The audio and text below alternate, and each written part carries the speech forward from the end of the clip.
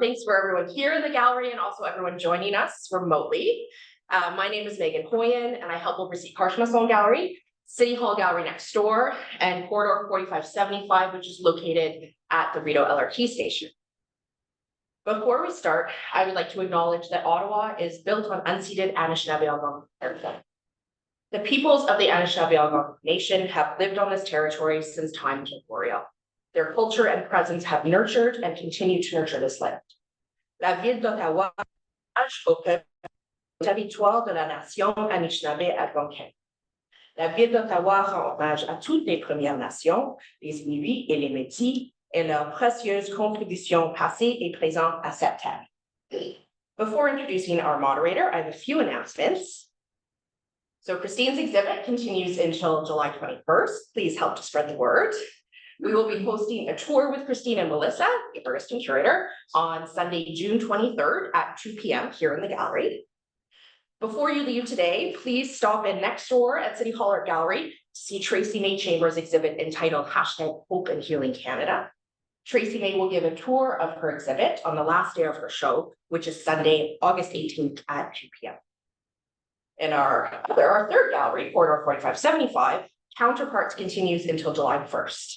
This show features a selection of photos by Bruce Patton that were donated by his estate to the City of Ottawa Art Collection. Corridor 4575 is located at the O Train Line 1 station.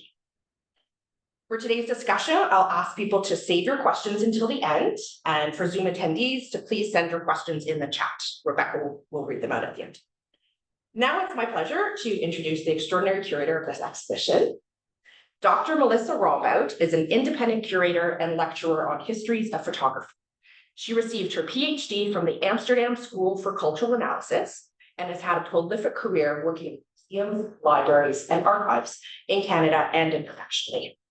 Her current curatorial projects focus on collaborative practices between artists and scientists in fostering environmental advocacy and the resurgence of extinct photographic technologies as medium and metaphor in addressing eco-anxiety. I will now turn the mic over to Melissa. Thanks, everyone. Enjoy the discussion.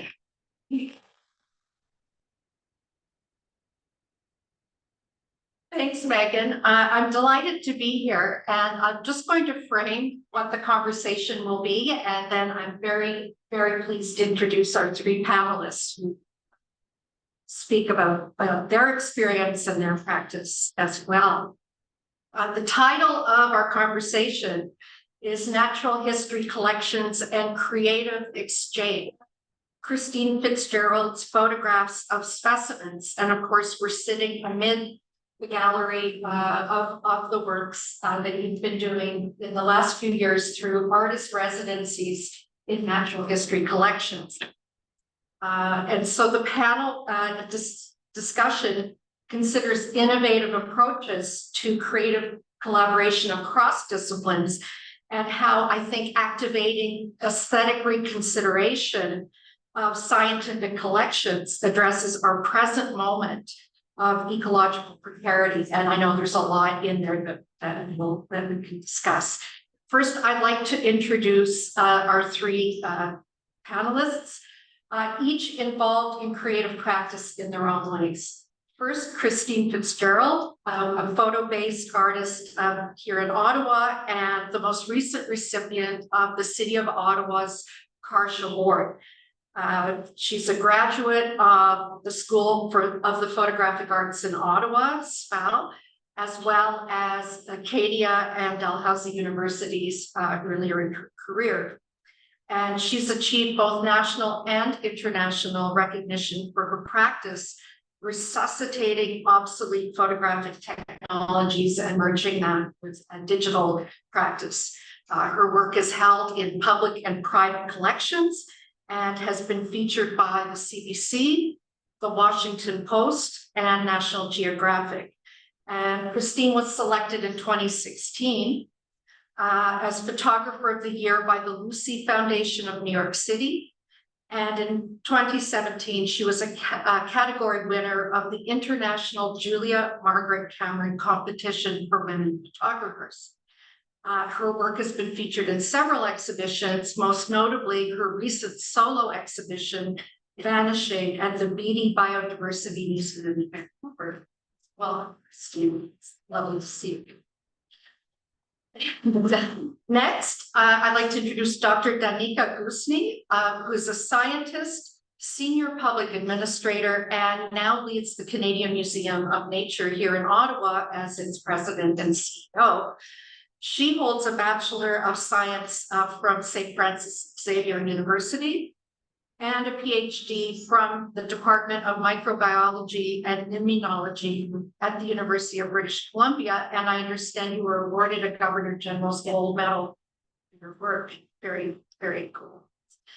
And you've also held senior positions at the Canada Institutes of Health Research, the Social Sciences and Humanities Research Council, and the Natural Sciences and Engineering Research Council. So I'm sure we can draw some of your experience from there as well. And last but not least, Mr. Guy Levesque, who's an innovator in developing strategic alliances between universities, colleges, industry, and other government agencies in science and innovation. He holds a Bachelor of Science in Geology, summa cum laude, a Bachelor of Education, also summa cum laude, and a Master of Science in Geology, all from the University of Ottawa. And you're the inaugural Vice President of Innovation, Partnerships, and Entrepreneurship at the University of Ottawa. And I know you've fostered across your career how to have innovative interdisciplinary engagement. Especially through NSERC that I mentioned earlier, and the University of Ottawa, the University of Manitoba, and the Canada Foundation for Innovation. So I welcome all of you. It's really a fantastic opportunity to get the conversation going around Christine's work. So Christine, I'm just going to ask you first. Your project in terms of photographic technology has been to explore and master what we consider now to be dead technologies in photography being resuscitated by you. Do you feel you've mastered what you want, or what is your next endeavor, do you think, in that area? I don't think I'll ever be a master at anything, you know. I'm always learning. And the reason that I became interested in resuscitating the obsolete technologies is it's hard. It's very hard, and it's way more fun than any other, you know. And so I first started with wet collodion plates, and you know the piece right there with all the this is Kakapo. That's an example, and I've probably done over 2,000 plates in my career, and I'm still not a master, you know. But when I embark on a project, I do a lot of research, like a lot of research. And I start getting an idea of how I want to express my subject matter. And then I start thinking about what methods I'm going to use. And now I have quite a big toolbox of methods that I can apply.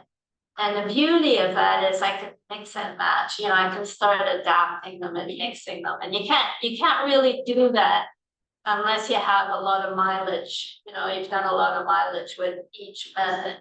And so once I make the decision and commit to pursuing a project, it's a major decision. It's an investment. It's an investment in time, in cost, and so on. And so that research is important. And it's not just research on the subject matter, but it's also research in the techniques I'm going to be using. For example, you know, these eggs behind me. I knew I was going to print eggs, and I knew I had to capture images of eggs, but I wasn't just going to go and do it. I had to talk to somebody who had taken a lot of photographs to get advice from that person. So there was a book that was published by the Fields Museum in Chicago on bird eggs. And, I found out who the photographer was, and the photographer was retired. I tracked him down and I said, Linda, I'm about to take photos of eggs. Do you have any advice for me? And he said, you have to, and the photographers in the room will understand this, but you have to stack your photos. You can't just take one photo. You have to take multiple photos at different spots of the egg so that you have, you're able to get the edges in sharp focus. And so a lot of these eggs, especially the pale ones, are made up of 20 images. And that's just step one. But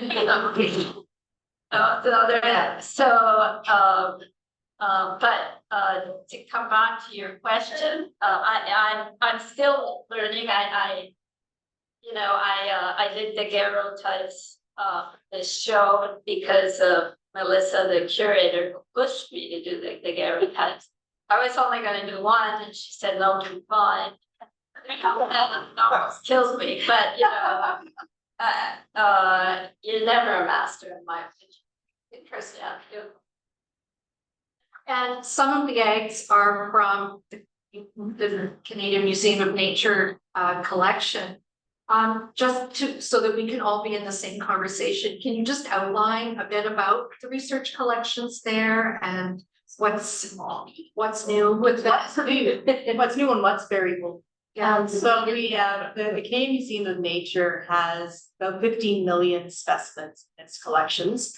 A lot of the folks here in Ottawa may recognize the Victoria Memorial Museum building that's on McLeod Street, but our collections are actually housed at the Natural Heritage Campus over in Gatineau, I think.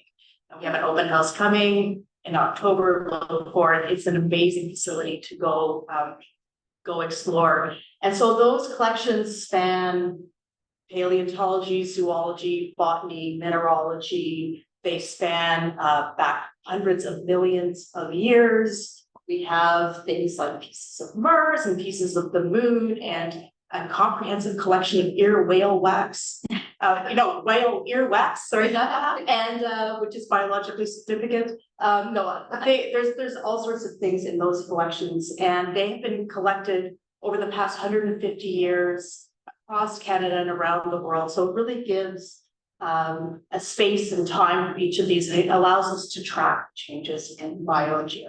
So it's a very, very cool mandate, and we have a huge team of researchers that are always looking to grow to do more with us. All right, now I'm going to come back and ask you a little more about that. And when I'm of an age with the acronym STEM, which is now turned into STEAM, science, technology, engineering, arts, and math. How have you accommodated that shift? Good question, and I can take it in a number of directions, but the shift happens because you try to spend as much time as possible meeting different people with different perspectives. You heard that I'm a geologist, so keep that in mind because it's going to be important in a few minutes. I was also a high school science teacher, and I've spent most of my career building connections, building collaborations, and building communities. And so that's what I've been doing at the University of Ottawa now for the last almost 6 years. And in my previous lives, working with Penica in the granting agency world and bringing people together to achieve amazing things. So that's kind of the backdrop of why, in my role, in my career, I bring my universes together, because that's where innovation happens. So it's at the interface of people who are in a discipline who do a really deep dive on the geology and paleontology of Anticosti Island, and talk about that later. About the high tech and technology and where the world is going with 5G and AI. By people at the University of Ottawa, the 1,300 profs who do research across a full spectrum of disciplines. And then my friends and experimentalists like Christine, who loves challenges and to do hard things. I heard that sushi chefs who take their course and training in Japan spend their first 2 years only cooking rice. They don't even touch a piece of fish, a piece of seaweed. They spend 2 years to doing that. So to your point about never being a master, imagine what that takes to do, extinct technologies and methodologies and techniques in photographic arts. So just learning and being curious about what drives and what motivates people. And then I bring them together and magic happens. So STEM, STEAM, for me, innovation partnerships happen across the disciplines. So I'm not just about putting a physicist with an engineer or a biomedical researcher with a biologist. It really is about transcending disciplines and schools of thought and bringing people from very different perspectives to say, you know what, you might want to be able to connect on here. So connecting, collaborating, and building communities is really how I see STEM, STEAM, research, innovation, science partnerships in the broadest lens as possible. And I've been lucky and fortunate to meet amazing people my whole life. Christine is one, Janet is one.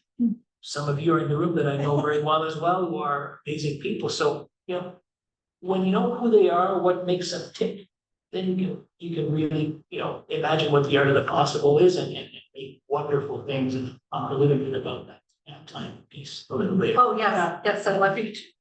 About this idea of experimentation and research. I mean, that's really where your project started, because you work in a very specific kind of framework of deep research, not just the kind of technical thing that you mentioned, which is like one of many steps that you do, but formally having artist residencies within a museum setting. And so you're getting access to the deep, dark collections that the regular general audience might not have access to. And so I wanted to pick up on that and ask you a little bit specifically, in working with historical collections and the experts who care for them, how did you approach your residencies and what surprised you when you got?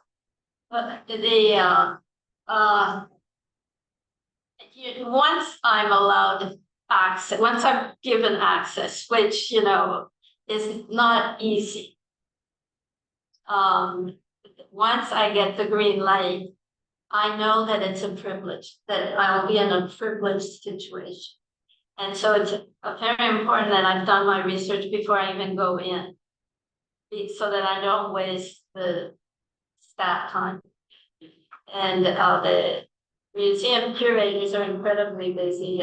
The knowledge base in their heads is incredible. I don't want to waste their time. I mean, they have a day job, and all of a sudden this artist walks in and wants this and wants that. It's like it would drive me crazy if I was one of them. And just to give context, when you were in England, you were there 8 a.m. to 5 p.m. every day, and the curator's job was to service whatever you wanted to work on that day. I mean, but that takes them out of their normal cycle. In England the security was very tight. Not that it's not tight in Canada. They had a very few famous break-ins, and so the security was very tight at the Natural History Museum. And so I had a curator that worked with me all the time. And Or you should maybe just checking up on it.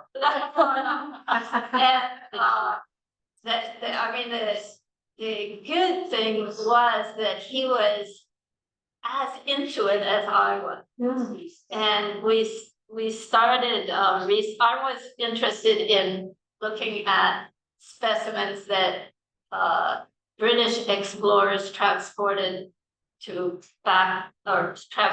England, specimens from the Canadian Arctic. Now, the classification system at that museum is not by the collector. And so we had to go through these historical reports and diaries and so on to find where the specimens would be located in, a collection that has 900,000 skins, I forget, 400,000 eggs and 4,000 nests. And so we landed on Dr. John Ray for a number of reasons. And so all the Scottish curators at the, London site and in Drake were helping me find specimens because John Ray was Scottish. And anyway, so but it's very important as an artist to go in prepared. And so the first question they'll ask is, what's your scope? And you have to know what your scope is. So at the Canadian Museum, and Greg Rand, the wonderful curator, is here from Pink Road, and I arrived with my list and I gave it to Greg. Now I know that these curators have better ideas than I do, because they know more. So I always make sure to ask them, is there anything have I missed anything? Is there anything, that would be interesting? In England, it was even more important that I had done my research ahead of time, because I was only there a month. In Canada, I could go back. But there I only had access for a month, and it took months to get access. And were you not the first artist that had been granted that? In years, Oh, yeah.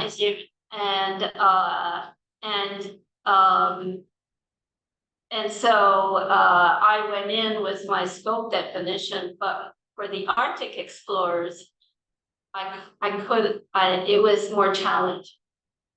And luckily I had a curator that really wanted me to do this because here they're sitting on a gold mine of biological specimens that are, 400, 300, 200, 100 years old from the Canadian Arctic. And here they had an artist that was interested in looking at this collection. And so they were hoping that it would spark interest in scientists to also come in and look at the collection. So, it's fascinating. And that really leads me to you, Danica, because Christine came in, looked at the nest of Canada's first ornithologist, Percy Taverner, and she was really doing an intervention in the sense of working with the scientists on glass plates from the early 20th century. So she's really not only observing, but really intersecting with the collections. That's right. Absolutely. And so this idea of collections moving from idiosyncratic collectors of the 17th and 18th century, if you were wealthy, had your particular interests, and you would get this and that, and not necessarily have a scientific so-called rigor to it. As the 19th century moves forward, it starts to pick up in terms of rules, classification, and that kind of thing. You want to speak a little bit about that? Sure, absolutely. So, I'll kind of compare and contrast. I have a few little points, 6 examples, try to keep it short. But again, I've told everyone to rein me in, and I do ramble. So, when you look at some of the differences from how collections used to be to today, back then you mentioned predominantly wealthy individuals, private collectors, like amateur enthusiasts. They were all motivated largely by personal interest and prestige. Folks like Charles Darwin and Arthur Russell Wallace, their private collections were absolutely critical to their scientific discoveries. Today, our natural history collections are primarily housed at museums like Canadian Museum of Nature, universities, and other research centers, and it's largely funded through public funding and private like foundations and other government support. So that is a big difference. It's not just for the wealthy elite anymore, as it should. There's also been significant, as you mentioned, investment in terms of scientific techniques. So, back in the day, it was very much, limited to observation, sketching, basic classification, really rudimentary methods of preserving the collections and specimens. Today, significant advancements in terms of DNA, CT scanning, digital imaging, that's really revolutionized how we study the specimens. And it allows for much more detailed analysis around, sharing specimens virtually around the world. That's something that happens now that's incredibly important. And it allows for robust scientific studies. A third one, and this is one that I really wanted to sort of emphasize, is the change in the ethical and environmental standards. And by change, I mean actually having some now. As opposed to in the past where they were largely absent, I would say. So, in the mid-19th century, early 20th century, the focus was on exploration and discovery, an emphasis on collecting as many specimens as possible, with frankly little regard for any environmental or ethical impacts that may have. And I'm just going to pause because I know you worked at the Training Museum. There's a great book called The Feather Thief. If you haven't read it, read it. It talks about why there's so much security there now, but they do talk a lot about private collectors and the impact that it did have. So it's a great read. So now within our museum and museums around the world, that there's a shift in terms of the perception of the value. So it's no longer asking, what's the value of this specimen to the empire or to us humans? It's really what's its intrinsic value, like what value does this bring to the world in terms of biodiversity and climate? So there's a really big focus on conservation science, obviously biodiversity systems studies. So that's a major shift. In terms of the ethical standards, there are really, really strict regulations on collections specimens to ensure minimal environmental impact and respect for Indigenous rights. And so on that point, there's so much more work that has to be done in terms of supporting the self-determination of Indigenous peoples in museum spaces. The Canadian Museums Association released a report just a year or so ago called A Move to Action, Activating UNDRIP in Canadian Museums. And this was a response to the Truth and Reconciliation Commission's Action 67. So repatriation efforts are part of this, but there's a lot of other meaningful actions that we need to be taking. And it is work that it's very, very actively underway now in museum space.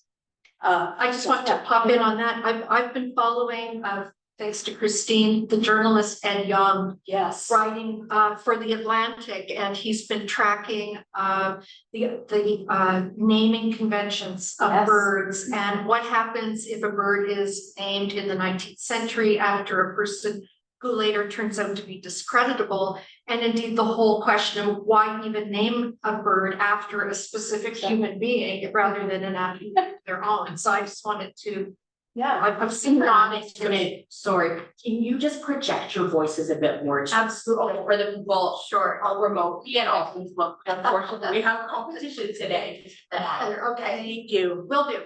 Yeah, so, exactly these, how do you get kind of nature justice in a sense, in terms of current practice? Well, and so I don't have the answer to that, but it's a question that I think we're all grappling with within the museum and the cultural sector. Another aspect too is, we've got the kind of conventional naming, but there's also the local Indigenous names for all the species too, that I think we need to do better at incorporating into our collections. So. And I just want to approach it, I have a kind of double-edged question.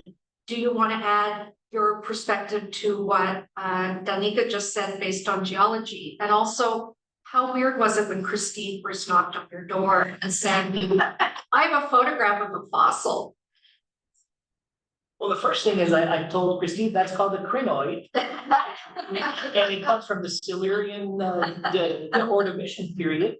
And it talks about, if I try to bring everything back, samples, specimens, an egg, a rock, a fossil are really a snapshot in time that's captured forever for the earth. And so what Christine has done is kind of given us a different perspective on that moment in time that's captured by the egg, whether it's from an extinct species or a bird that's on the way to be extinct. And it's opened up and unlocked that time series. I said that I'm a geologist. The earth is roughly 4.8 to 5.3 billion years old. That's a long time. And we have a hard time grasping what that means. We understand $16, we understand $16,000, we even understand 1.6 million, but 1.6 billion years. So the more we move back into time, the more difficult it is for us to kind of understand it and put it into our interior, what it means. And what Christine does with these amazing photographic tableaus is give us an understanding that, yeah, it is a moment in time, but then look back at what happened in the 18th, 17th, 19th century. All of the cultural, historical, geological, biological contexts that happen when you collect these things, the dating and all that. But it also opens up the wider dimensions of, well, what does it mean for our Earth right now? Why are all these eggs and all these specimens and species extinct? What happened in 450,000 million years ago when the Earth had its first mass extinction of animal and plant life on this Earth? Captured in one very simple piece, but it just opens up our eyes to better relate what that time sequence and series is, and contextualizes it. The little bit of time that we spend on her, 80 to 100, and hopefully my kids to 120 years old. But that compared to what we live on this blue, ball of water and a little bit of rock. So a geologist. It helps us understand our place in that time and our place in the universe. And it's amazing how when you look at just one picture, whether it's a bird, a feather, a skeleton, paintbrushes, captures a moment in time, but it tells a whole story going backwards and a new story going forwards. And that's what's so evocative in her work. And it wasn't weird at all for Christine to, Christine's been a dear friend. Okay. And my job there was to say, let me think about who would be a good person to kind of collaborate with that might have the same spark. You used the word spark a few times, Christine. Who would have that same spark? And right away, Professor Bertrand Jodoin, and I'll talk a little bit about him later. I thought that was a great connection, and like Chuck Woolery, I made the love connection. The connector. Yeah. But your mentioning of time, I think, is so critical in the work here for a number of reasons, not only reaching back into deep time, which is your area, but also a closer moment in time, Danica, with the very concept of extinction itself, which is a fairly recent concept, really confirmed maybe in 1810s around there in France. And then, and with it, the advent of photography itself in 1839, and then Christine's project, which I think is to stand in our present moment and say, well, no one witnessed that crinoid dying in those days, millions of years ago. But Christine's work is really an act of address to us to be conscious of something which is happening within our own time span. And to that end, I've been interested for a while in the Great Auk because it was known to be becoming extinct in the 19th century. There was a sudden mania to collect, and even still, the last eggs and living creatures were destroyed. And I highly recommend The Last of Its Kind about the Great Auk by Gisli Paulsen. So your work is straddling all of those moments, our future moment, the peril of our present moment, and the deep time. So I'm just going to throw it loose now, and you all have your time references, but to discuss kind of what is that implication, as what can how can this work be more than only an object, although the objects themselves are beautiful, but also a very conscious voice speaking to the audience. Well, I came across this quote from William Faulkner, and I don't know if I have it correctly, but it's like the past is not dead, something like that. And it's so true because the past shapes who we are today. In the case of all these specimens, you know, these natural history collections shape science. Today, help shape science today. And I became fascinated with deep time when I was doing a project on the St. Lawrence. And I had a grant, I had grants to investigate vulnerable species and vulnerable locations from Lake Ontario to the Atlantic Ocean. And, you know, I had a cargo van with my darkroom behind the cargo van and a portable darkroom. Off I went with my girlfriend, Janice Miller, who's here, and in my research, however, I had found out that Anticosti Island was the best source in the world for fossils from the world's first mass extinction. And that totally captivated. And so I thought, well, how do I get on Anticosti Island? It's like, how do I get on? And so, who do I call? And who do I call? I'm with the cargo van. And it was the pandemic in those days, it was shut down, open, shut down, open. And you couldn't go to Anticosti Island. So the next best thing is you call a researcher who's an expert on Anticosti Island. And so I found the expert at NYU, Adri De Roche. I emailed him and I said, Adri, I can't go to Anticosti Island.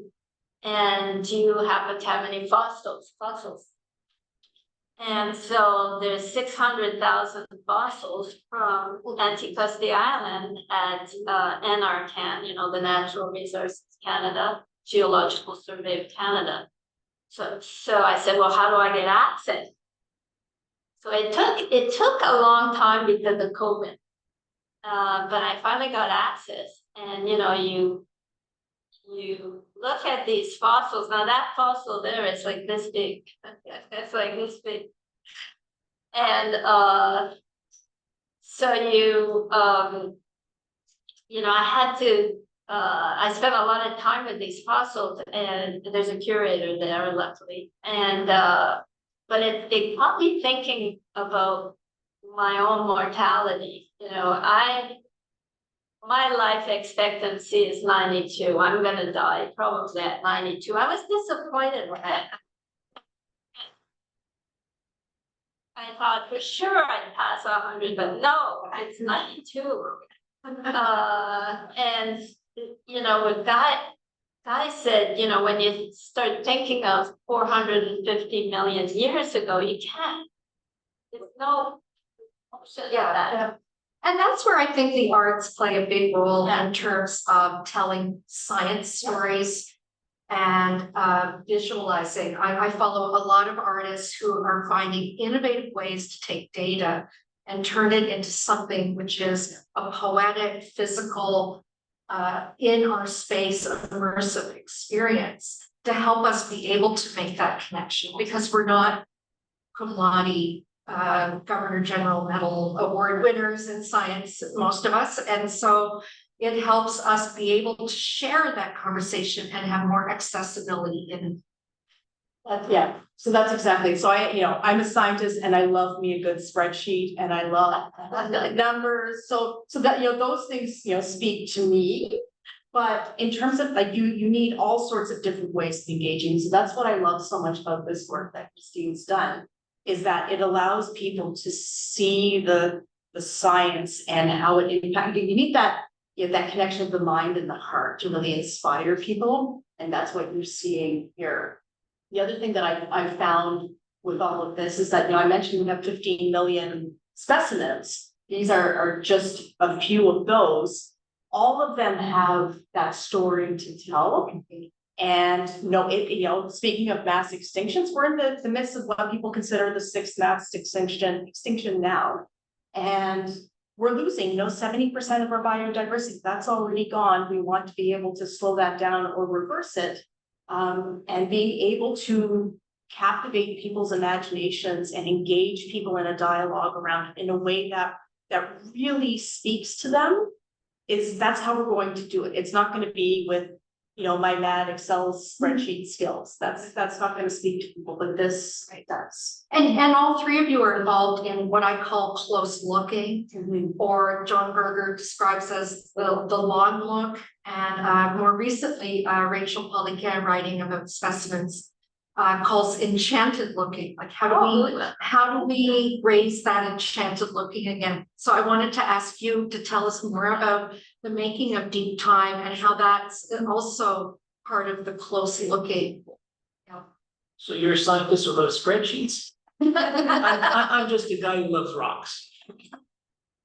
I've used it to a tremendous advantage in my career, because, at the end of the day, I love exploring, I love collecting, I love getting dirty, my hands dirty, and looking at the beauty of the world, right?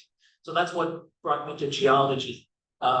So Deep Time, just to show you the story about bringing my networks together. So André Desrochers, world's foremost authority on Antiquity, taught me second year sedimentary geology in 1986.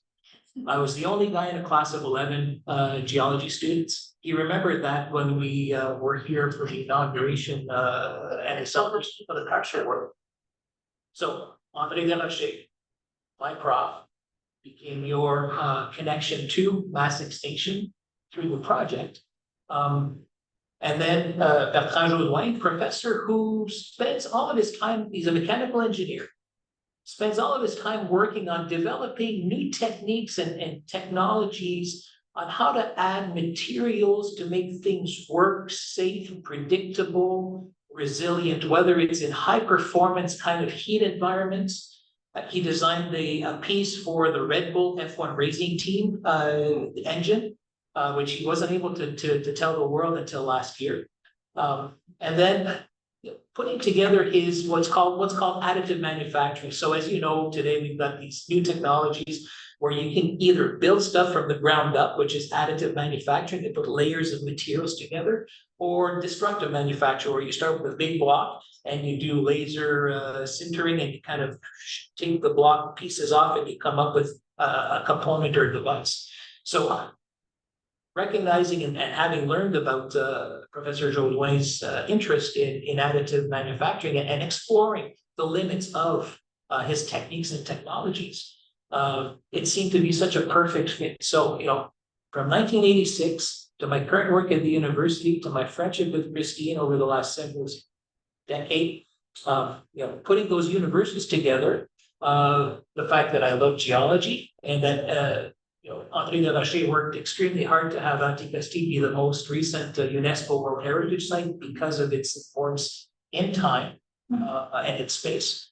So putting together, these materials or these specific metals, combining them with the photographic techniques that Christine has developed, has really demonstrated the power of science, research, development, and telling a story, and then bringing together the art, the art form that you really recreated in Canada, Christine, to tell a story. And the story we just talked about the last little while is captured in that very small footprint. And the crinoid is this big, somewhat much bigger. They're called sea lilies, for those of you who might not know. So essentially a stem that attaches to a substrate, the coral reef or the bottom, with a cup and like 5 or 6 tentacles that are kind of fibrous. And so and that's how they eat.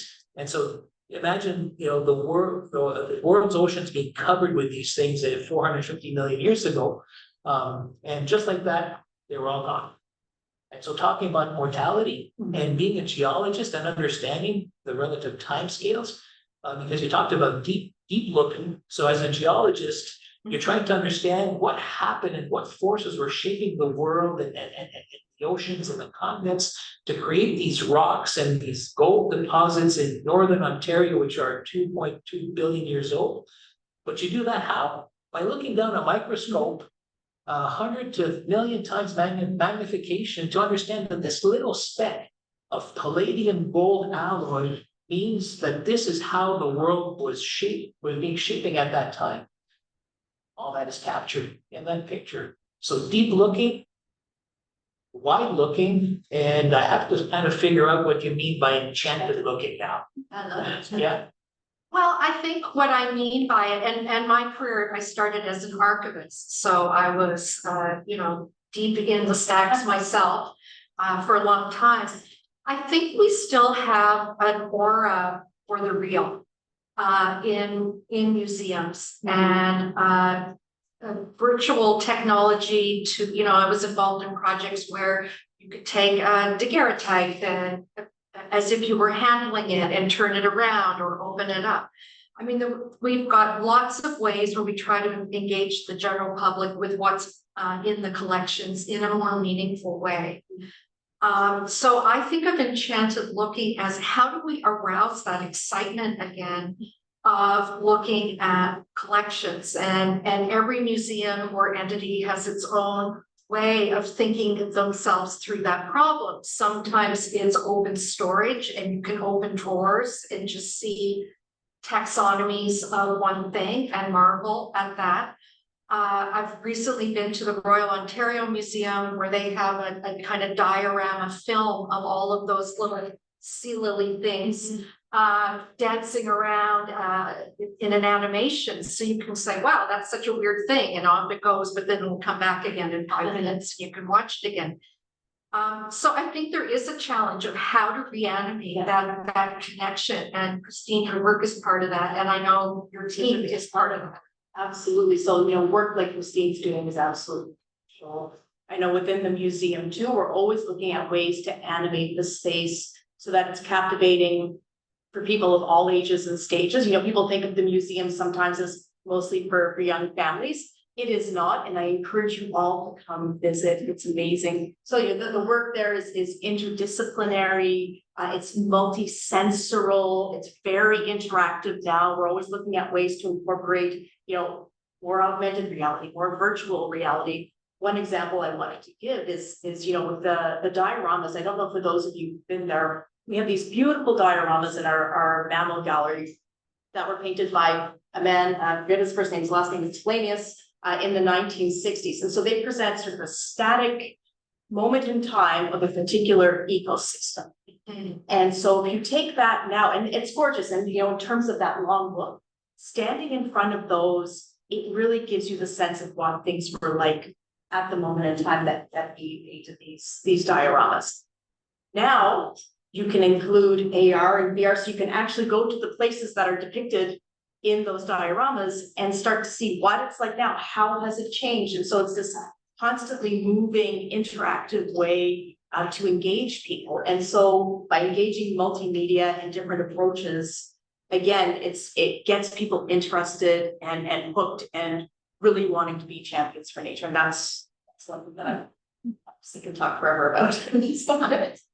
Well, and this idea of an artificial division between the natural world and the human world, and that we have been custodians of the natural world. More and more from academia, the writing is looking at the more than human entity and the agency of Earth systems, in fact, that have their own agenda that is apart from human utility. Do you want to address that a little bit? well, the earth would be much better off if it was full of ants and no humans, just to make that point. But, the reality is, I go back to my master's thesis, and my dedication line is, if only rocks could speak, what stories they would tell. And every time I see a print from Christine, that's exactly what she's doing. She's letting the world tell a story through her imagination, through her vision. And so from my perspective, it seems to be very simple, right? We are custodians of this earth. As a geologist, I think that I own a little square of this planet, and I'm responsible for making sure that I take care of it. And so, that's kind of the consciousness of the earth, and we talk about it as being Gaia, which is, the earth being a living system, and that we're part of it, not that we control or manage it. And I think more and more that consciousness is developing and I think maturing. But to me, what you do when you walk around here is that you understand that in a very different, in a much more real way that's, the world keeps turning every 24 hours. We wake up, we do our own thing, and the earth, doesn't really care. I'm trying to be provocative here because, all of these pictures and all of these prints make us think about the earth being much bigger than we are. And it kind of puts us in a different relationship with nature. And people who are curious about the world, if there's one thing I want to impart to my kids who are now adults and to my grandchildren when and if I get them, and hopefully, I'll live a little bit more than 92 years old, is to be curious. Because when you're curious, you ask yourself questions. And that's exactly what you do in your work, in your experimentation. You ask yourself questions, and that's why you feel you're netting. The more you know about something, the less you know about it. And that's why you don't feel that you're a master with that. Yeah. I just want to make a couple of concluding remarks and then turn it over to the audience. As I know there will be questions, and I know you each have more than you can say about your own work. And so I just wanted to say what really struck me when Christine started on this project was, and these eggs with the inscriptions on them really sparked it, because that was one of the first pieces you shared with me, is that now these objects are in a kind of limbo where they're neither nature nor human, but there's some kind of a meeting place between, where the inscriptions by the collector have now been inscribed, and there's both a presence and an absence. And this is very true with the nests, and Christine, with your series of the rat nests, so that you're both facilitating visibility, but also we're unable to see sometimes what rightfully belongs in there. And so for that, it's really, really important. I just want to say something, because if I take the egg, if I take anything, really, except for that metal piece, which was another story. I mean, they're photographs. They're photographic prints, most of what's in here. And there was a reason I wanted to do photographic prints. And that is that during the boom of specimen collection, that's when photography innovation was happening.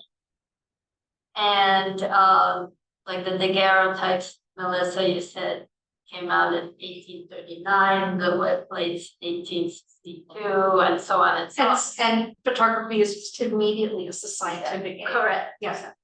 And fast forward to today with artificial intelligence and smartphone technology, we don't have prints anymore.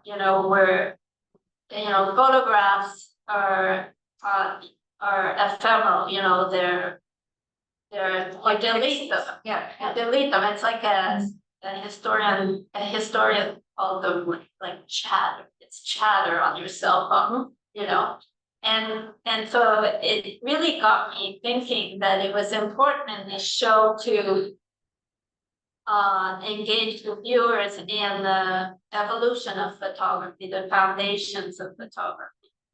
And so with the eggs, for example, I could have had ancient prints of eggs, beautiful eggs, but I decided to do photographic prints, all the same size, some are bigger than others in real life. And I wanted to show the brush strokes, just show how one method of applying color was done in the old days. And so that the viewer of the eggs would not just marvel in the beauty of the eggs, but they would also start thinking about, the history of photography. And also because of the scale and the way that you approached it, they're collected as part of a taxonomy to add to a species. but you have photographed them almost as portraits of individuals. Which I think is really astonishing. And the other thing that you told me once, is when we spent a few hours together in your gallery. Is that not only did you want people to see brushstrokes, you also wanted to see people to see the edge. Because to show that it's an object, so could you talk a little bit about that? Yeah, and you know, I could have with the prints, I could have put a mat around the print. But all of the pieces in this show are float mounted, so you can see the edge of the paper. So that people can see that it's a tangible object. You know, as a kid, I remember playing with my parents' photographic prints in box. Kids don't have that anymore, you know, they play with their phone or their, you know. But you know, what I find, what, I don't know what to call it, but I don't wanna say it's bothering me, but we're losing history. And so every time we delete photographs, we lose history. And so I feel that we're losing history in a way. And so now at the same time, I embrace technology. I mean, I use digital cameras and I don't use artificial intelligence yet. I don't know if I will. I don't know. You know, I keep getting a message in Photoshop saying to download this new artificial intelligence tool in my heart. Well, and I'm so glad that you mentioned that, and I'm sorry to break that, but I wanted to draw attention to the Karsh brushes. So these are brushes that Karsh's teacher and colleague in Boston had given to him. And then this is what is used to apply the pigments. And where do you think those icons come from when you open Photoshop? It comes from the real world analog versions of them. So quite right. Yeah. Photoshop is now asking you to recreate what you're already doing in I'll just add one thing. You had asked a question about were there any surprise, you know, during the residency, and I just want to mention one, and it relates to Danika's point about stories, but behind each item. And Greg Rand will remember this. The video of the peregrine falcon in the back. There's a reason why I wanted that video in the show, is that when I did my residency at the Canadian Museum, I asked Greg, I said, do you have any peregrine falcon eggs? He goes, oh yeah, we have lots of those. So he went back and he brought me back a little box with the cover, and I opened the cover and the eggs were green. And a peregrine falcon eggs are more like rusty color. And both eggs were green, beautiful, like a beautiful Tiffany lamp, kind of green with cyan rocks and everything.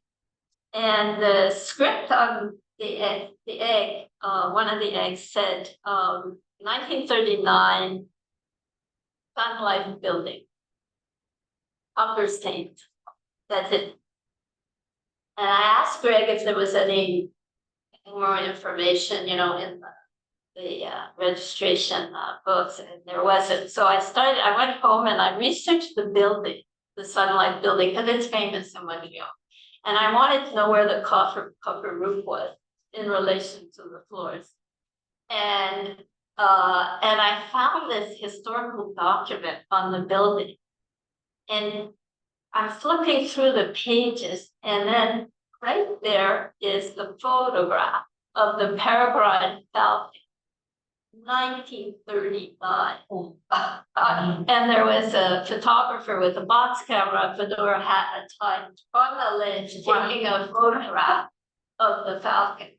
But this is what was interesting. The staff, the eggs would roll off the ledge or go in the rain gutter. And that's what my eggs, you know, Greg's egg, the nuclear thing. They probably got the copper stain because they were in the rain gutter. But so the staff built a nesting thing. For the Falcon that was called Scarlet, after Scarlett O'Hara, Gone Like the Wind, which came out in 1939. And Scarlett went on to lay 50 eggs over time. But here's the interesting thing.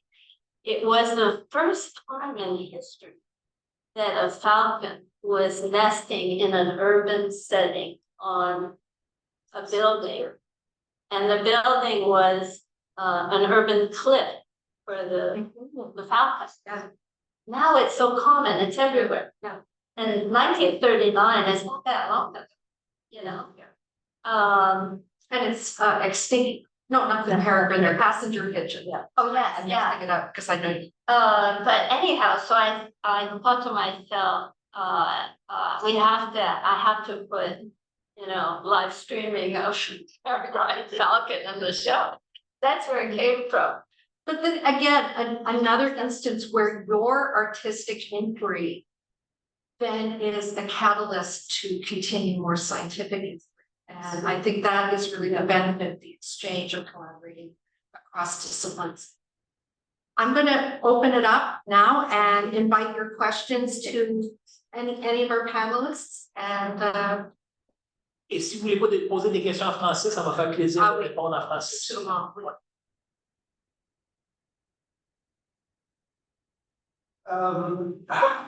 This is about maybe the point of aesthetic diversion in the process, and then in the last round of sort of conversation, you touched on it, but so you've got the collection, then you've got the scientists, and you've got research helping you, and then at some point, I guess there's decisions made to push them. So above your head is decidedly yellow egg, right? And yeah, you know, what information is pushing their images one way or another, because they're very accurate and they're very studied, and yet of course the artist is pushing to the surface as well. Yeah, it's a great question. I go home and I'm exhausted from all the decisions. Yeah, like there's so many decisions, and with photography, there's a lot of math involved. You know, I'm not that good at that. Anyway, so with this egg is 2,000 years old approximately. It came from a pyramid, and so I added iridescent gold to it. You know, I can do that as an artist. But everything requires a decision. That the method that I'm going to use, even the method of image capture, is it going to be digital or film or plates? Like the plates that I did of the cockapoo, which is the only flightless parrot in the world from New Zealand. It is not extinct, but it's, you know, there's not very many in the world. I had to decide, am I going to do it on aluminum? Am I going to do it on glass? And if I'm doing it on glass, is it going to be clear glass? Is it going to be ruby red glass? Because red is the international list for threatened and endangered species. Am I going to do it on blue glass? And so I tested all of those in the studio. You know, I tested them all. And because at one point I was considering doing a light box.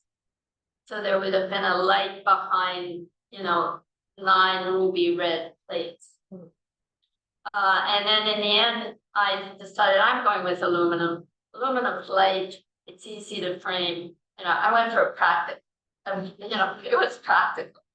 But even the brush strokes, I'm like, if you talk to photographers, like master photographers, they'll say, I hate brush strokes. They'll say, I hate brush strokes. I'm a clean line person. You know, the brush with the clean line. I said, Melissa said, I want the harsh brushes that shows the brush strokes where you're applying the colors. I said, yeah, but we're gonna have photographers coming to the open.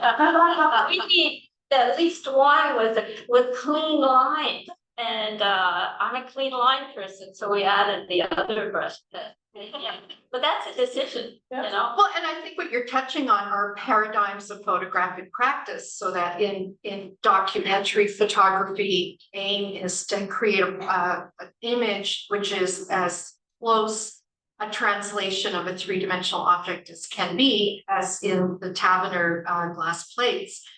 I think certainly from a curatorial perspective, the aesthetic variables that come into play introduce its own paradigm that create an imaginary or a poetic.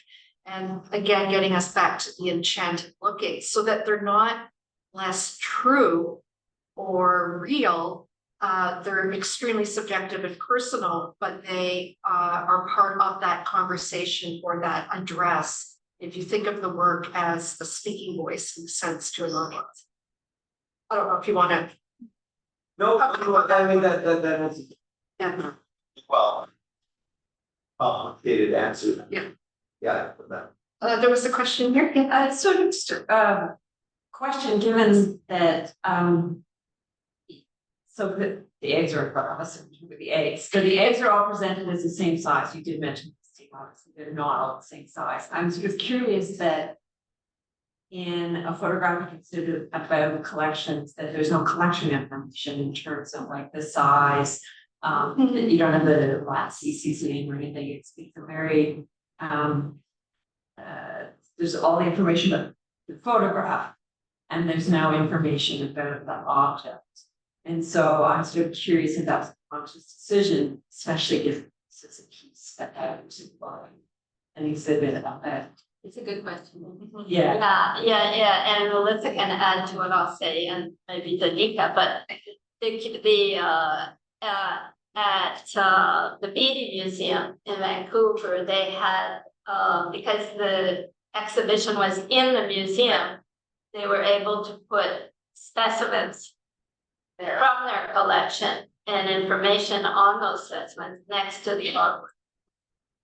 Which would be like an optimal way to do it, to have that conversation that they're.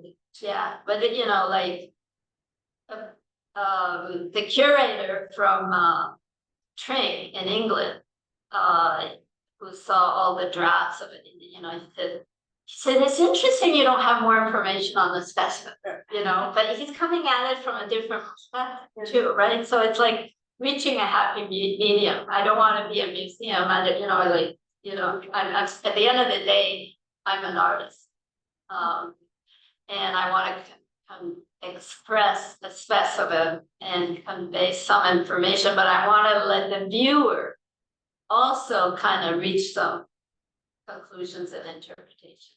You know, I don't know if you want to add. Well, also there's a question of the bandwidth of the project, what the scope of the project is, and so that involves that much more writing, that much more fact checking, that much more translation, you know, and all of those things. So it depends on what the project is in its essence in terms of what it's addressing, the kind of audience. So in the science context, I agree. I think that's really useful. In this context where the exhibition celebrates Christine's being awarded the Karsh Photography Prize, I think this was the right balance for this specific location. So it can be textual for sure. Yeah. It's not so different. I mean, when I'm collecting specimens, geological specimens, you spend probably 2 or 2.5 hours at night after your full day of field work, and you've got these rocks, different shapes and sizes, and you're going to hammer off maybe some pieces that aren't particularly relevant. But the most daunting part of that job is putting the little liquid paper or porcelain white on a corner of the specimen, writing the specimen number, and then putting clear coat over it about an hour later. And you might be doing 20, 30, 40, 120 different specimens.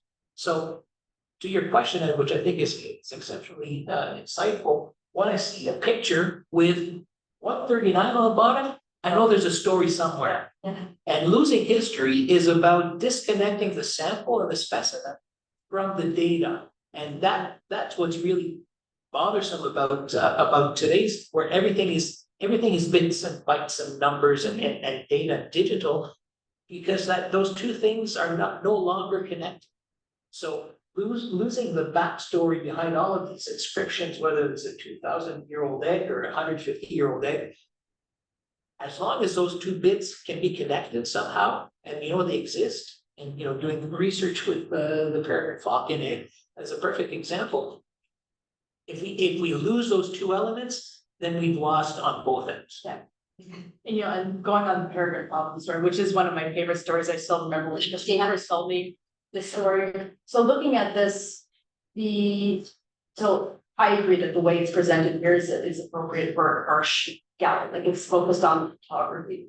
In my mind, and I'm not putting any pressure on Christine, but the way she does her research, she does the deep dive, she understands the specimens and the context that they reflect. All of this in the peregrine falcon is one example of that research that she does.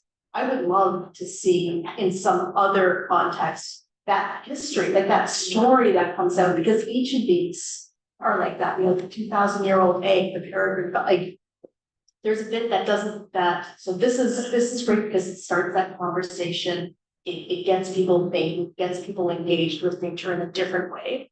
But I still think those stories would be great to be told. And we could also talk about one of your other famous projects, which is the Anguilla rostrata, which is Latin for American eel. So even as an artist, you do use the Latin nomenclature to kind of bring your project. So it really is about a million decisions that you've got to make every single day.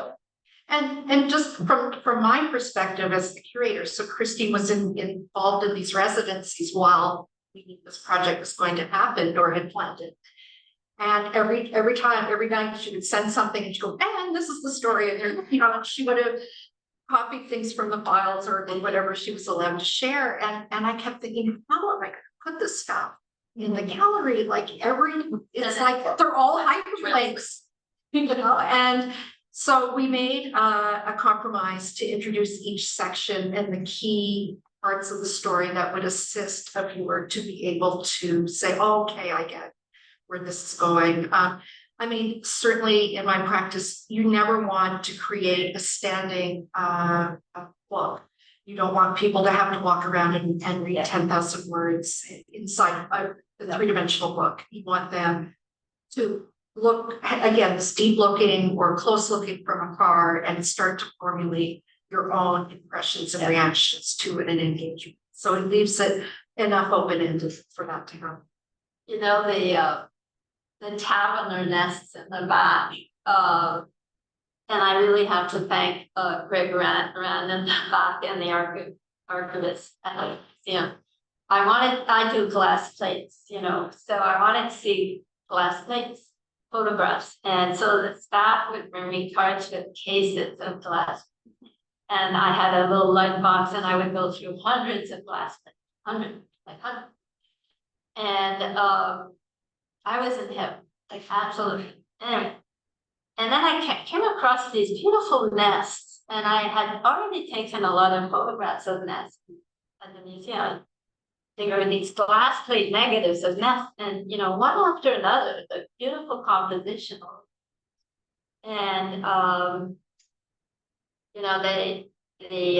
then I found out that Percy Taverner had taken photographs. And then so I asked the museum, I said, can I take photographs of the photographs and express them in today's context? I want to keep the spirit and essence of what he did, but improve some of the, like there was a white background, so a lot of them were overexposed and stuff like that. And so the museum said yes, but I only had the code for the specimen. I didn't have the name of the bird. But then I thought, well, it's like a building. It's like the hall, it's an address. I don't care what bird it is, you know, but. And, but then I thought, well, somebody's gonna ask me, I should really know. Go Jim's, really know. So. Birders, yeah. I was like nervous that Greg, because he had done so much work for me already, and so I, you know, and the museum in Vancouver, so I sent the email to Greg, and you know, he did research and he was able to match. He even said, if you want eggs, I have the eggs that relate to, you know, so it's okay. So, but here's the thing, you know, once the research starts, you know, so then the trends, so Frank says the collector was not Percy Talbot, it was another guy. So I started researching the other guy. Turns out the other guy collected the nest where I grew up. Oh, no. I know, it's freaky. So it was like in Hatley, Quebec. I grew up in that part of the world. And it was a British guy who had a son with a farm. He moved there, blah, blah, blah. Also a famous ornithologist who then went to McGill, blah, blah, blah. Anyways, so it's like that in itself is another project. You know what I mean? You could go on and on and on and on. Anyways, but the nests are in this issue of Canada's History magazine, and there's like the history, all that information in there. Kind of a neat story. I thought I saw that. Yes. I followed the main question in terms of the work itself. We spoke about the aesthetic that you choose in terms of black color for the picture and so on. I want to find. I'm interested in the process because it's very laborious what you do in the dark version in terms of saying these photographs and choice of pouring the edge and everything. So in you spending a lot of hours, you spoke up to your research in the museum also, but I'm interested in the making of the photograph, like your relationship to the material, the reflection, the lines, it's an example of the nature of it, the nature of that process that you how does it inform your work? It could be instinctive or something else. So that's what I would like to hear about. Yeah, it's you know, a lot of people don't realize when they go to an exhibition like this, they don't realize how many tests you did before the piece on the wall, you know, that's beautifully printed, have been created. So in the case of if I take the eggs, for example, one of these prints takes 5 days to create. And in the case of the aesthetics, like if I take the Taverner nest, I actually exposed collodion plates that I distressed and scanned and then merged them with the photographs of the Taverner negatives to create the texture for the background. And but then I didn't like I did contact silver gelatin prints, and I did I wanted to test the paper, you know, cool tone paper versus warm tone paper and so on. And so once I had tested all the papers and decided on which butter-based paper I would use, then I wanted to tone the print. And so that required a lot of testing. And so any one of these pieces had many hours and many tests before the final aesthetic is decided. And that's why I said at the beginning of the panel, you know, once as an artist, I commit to a project, I know it's going to be an enormous investment of time and money. And so I want to be really sure that I want to do this project.